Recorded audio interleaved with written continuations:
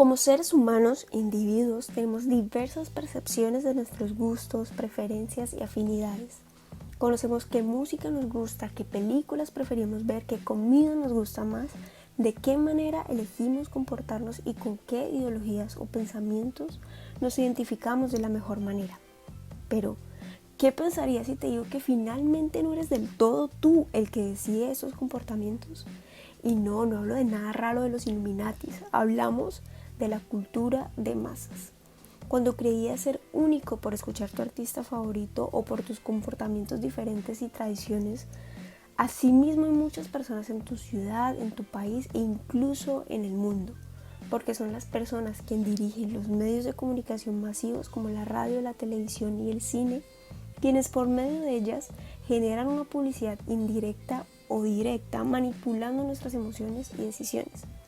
Un ejemplo muy claro de lo que es de la cultura de masas relacionado con películas de superhéroes como Capitán América o Spider-Man son las ideologías que son representadas por medio de la manipulación de los niños en relación a la protección e idealización de un país que no es el tuyo, pero se sienten con la identidad tergiversada de pertenecer a este movimiento de superhéroes blancos.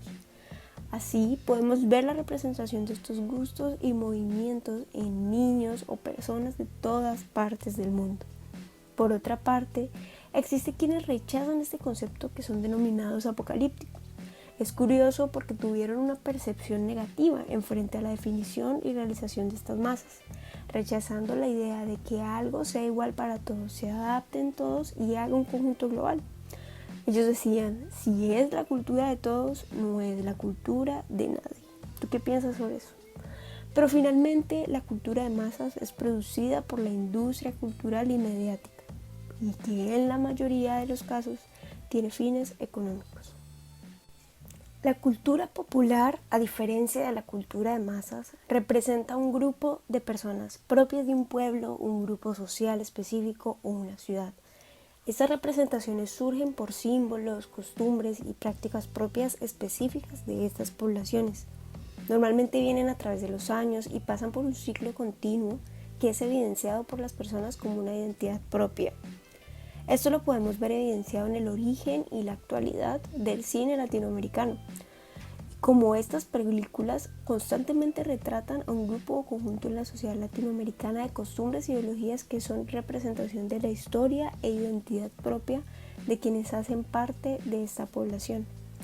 Entonces entendemos por cultura popular al conjunto de patrones culturales, manifestaciones artísticas y literarias creadas o consumidas preferentemente por las clases populares. El cine de masas se podría comprender gracias a la definición anterior como aquel cine que se ha creado por una industria amplia, con el fin de conseguir que sus espectadores tengan un sentido de apropiación por esta misma, lo que para la industria se convertiría en una retribución económica constante.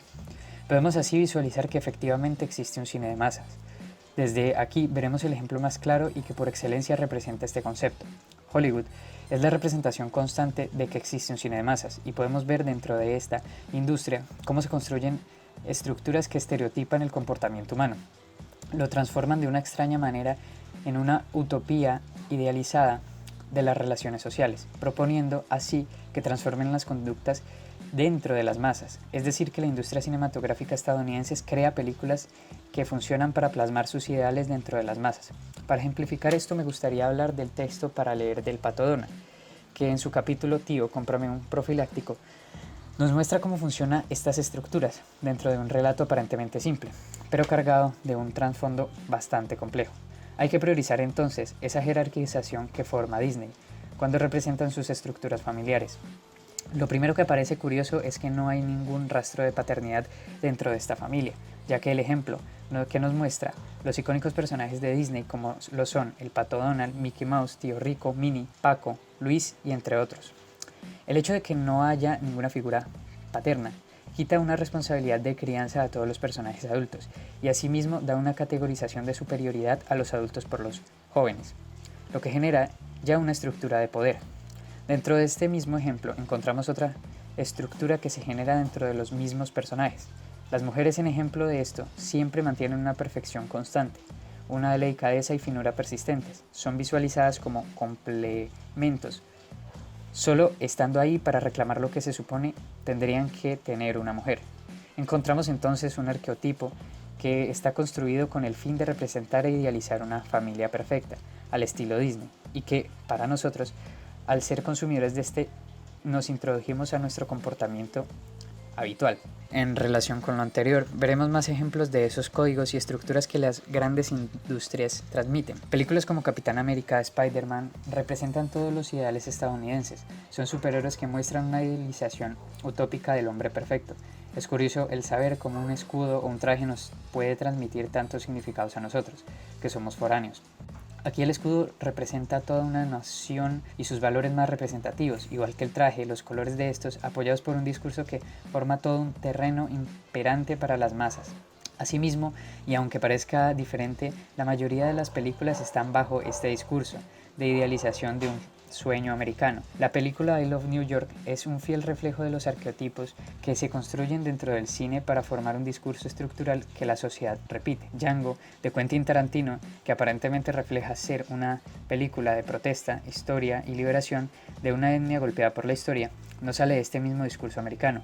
En una película como No hay lugar para los débiles, vemos cómo dentro del discurso de las películas se castigan los actos que van en contra de estas ideologías. Con lo anterior, podemos observar muy claramente cómo esta industria genera una clase de alienación entre la gente y los introduce a apropiarse de ese mismo discurso poco real. Los latinos que ven este tipo de cine tienen apropiado este discurso, lo que hace que esa alienación cultural sea más constante. Si vemos películas como Parásito, que nos muestra una perspectiva distinta de aquello que encontramos común, un cine tal vez más verdadero, que aunque está dentro de una industria, logra mostrarnos una realidad distinta, y es aquí donde esta forma una perspectiva distinta, dentro del espectador, a lo que normalmente estamos acostumbrados. Con esto pretendo hacer referencia al podcast que elegimos, en el que se habla de la construcción de un cine distinto, un cine que logre ser más verosímil, responsable frente a su contexto.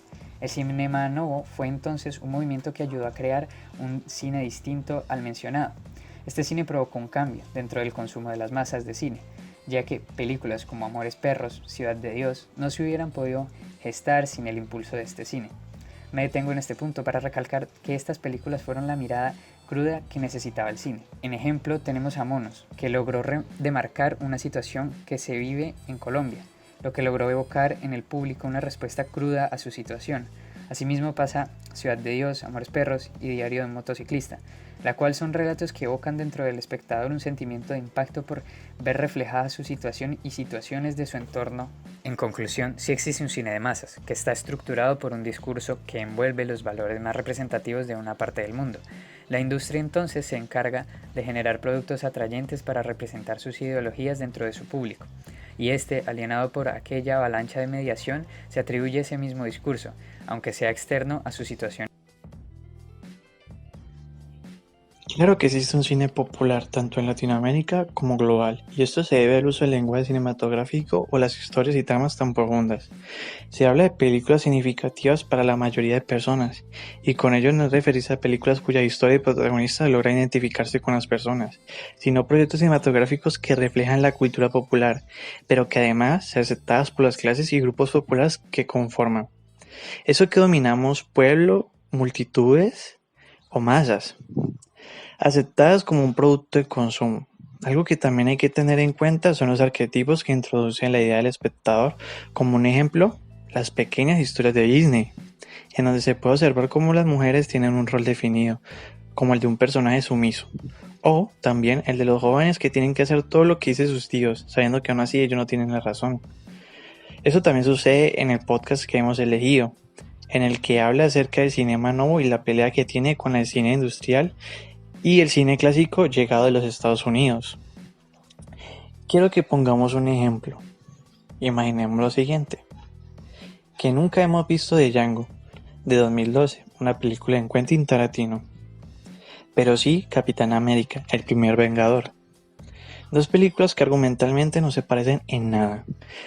Mientras que la primera trata sobre un ex esclavo, une fuerzas con un cazador de recompensas alemán, que lo liberó y lo ayuda a buscar a los criminales más buscados del sur de los Estados Unidos, y con la esperanza de reencontrarse con su esposa.